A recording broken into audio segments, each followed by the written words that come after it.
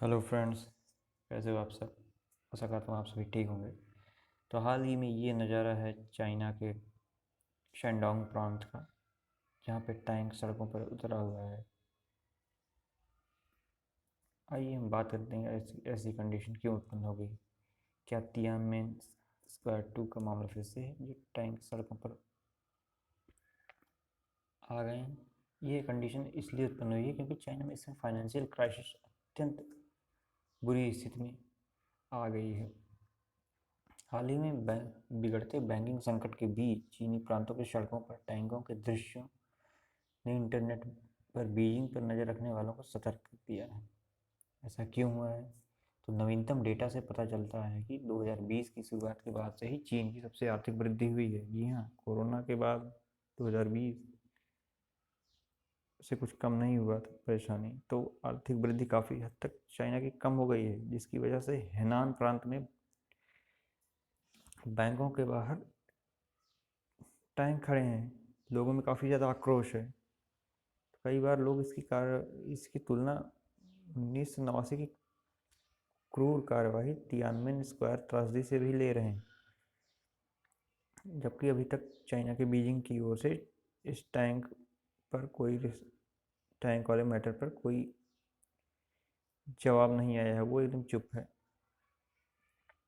बल्कि स्थानीय रिपोर्टों का दावा है कि प्रशासन ने जमाकर्ताओं को, जो कि लोग प्रदर्शन कर रहे हैं, उन पर उन्हें धैर्य बनाए रखने के लिए कहा है। तो वास्तव में संकट क्या है और चीन में यह परिस्थिति कितनी खराब है अब तक क्या हुआ है, आइए इस पर चर्चा करते हैं। पहले हम तो मामला अप्रैल में शुरू हुआ था, जब हेनान में 4 बैंक के पास एनहुई एनहुई एक मतलब वहाँ के इन्फॉर्म्ड एनहुई में एक अपने ग्राहकों को सूचित किया कि वे पैसे नहीं निकाल पाएंगे क्योंकि उनके बैंक खाते फ्रीज कर दिए गए हैं।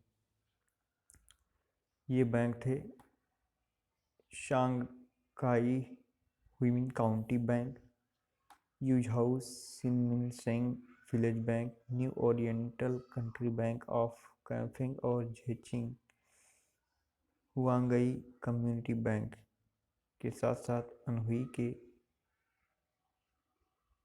गुझेन सिन्हू आई विलेज बैंक। 18 अप्रैल से इनमें जो खाते हैं वो फ्रीज कर दिए गए हैं। कोई विशेष कार्य नहीं हो रहा है। दूसरा, इस तरह के कठोर उपायों के पीछे कई लोगों द्वारा वित्तीय अनियमितताओं के कारण को भी देखा जा रहा है।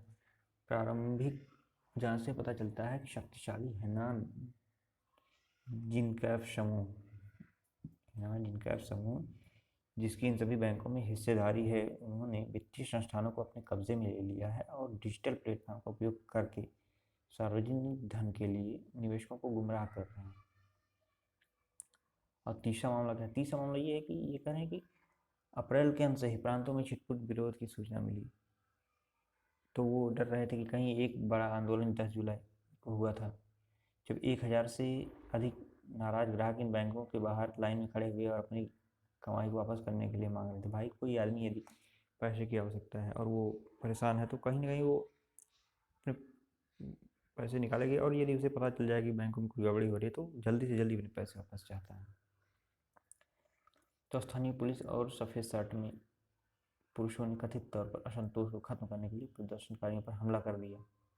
अब साउथ चाइना मॉर्निंग पोस्ट की एक रिपोर्ट में कहा गया है कि कोरोना महामारी के दौरान एकत्र किए गए डेटा का कथित तौर पर प्रदर्शनकारियों को ट्रैक करने के लिए इस्तेमाल किया जा रहा है।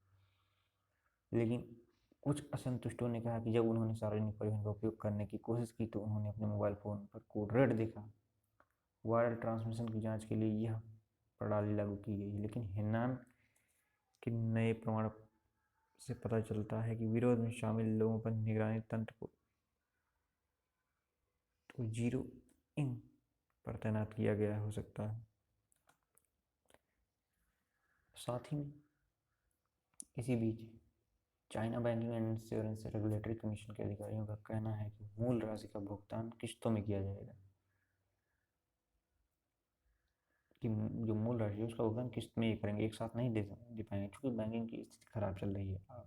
हमने जैसा कि बताया अभी, यहाँ रिपोर्टों से यही पता चलता है। और एक योजना पहले से ही लागू है और सभी ग्राहकों की आधिकारिक लाइन यह है कि पुनर्भुगतान योजना में समय लगेगा, क्योंकि मूल डेटा जो है, ग्राहक डेटा जो है वो हटा दिया गया है।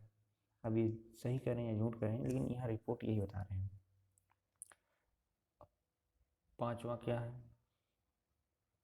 जो ये भी करें कि सोशल मीडिया जो है, ट्विटर, रेडिट और कई सोशल मीडिया ने हेनान में बैंकों के ठीक बाहर भुगतान बंद वाहनों की वायरल क्लिप दिखा रहे हैं।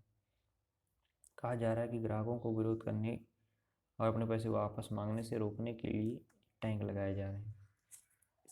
यहाँ इन सब स्थितियों से पता चलता है कि इस समय चाइना की आर्थिक स्थिति, कहीं ना कहीं बैंकिंग सिस्टम अत्यंत ही दुर्दशा चल रही है।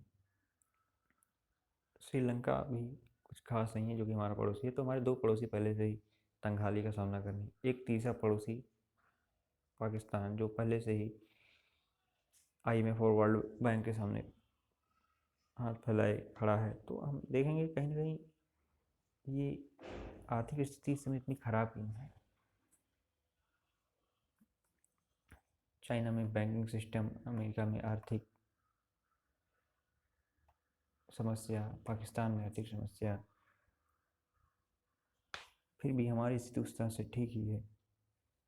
तो मिलेंगे अब किसी नए वीडियो के साथ, आशा करता हूँ। जय हिंद।